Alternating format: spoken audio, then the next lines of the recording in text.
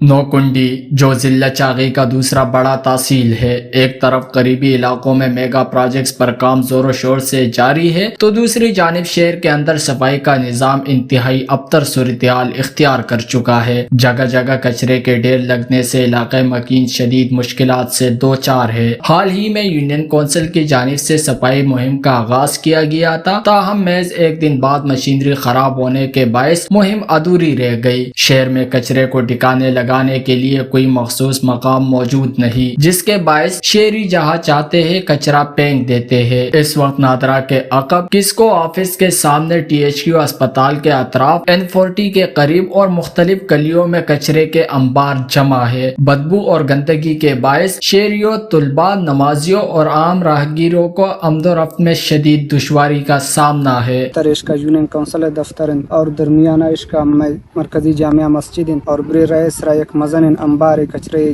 جم بے بودا اور یہ جگہ ہر جمعہ روچہ نمازی حضرات رون چکا ہے۔ عوامی حلقوں نے مطالبہ کیا ہے کہ خراب مشینری کو فی الفور درست کیا جائے اور شہر میں دوبارہ صفائی مہم کا آغاز کیا جائے تاکہ علاقائی مکینوں کو اس سنگین مسئلے سے نجات مل سکے۔ ویش نیوز، نوکنڈی، بلوچستان۔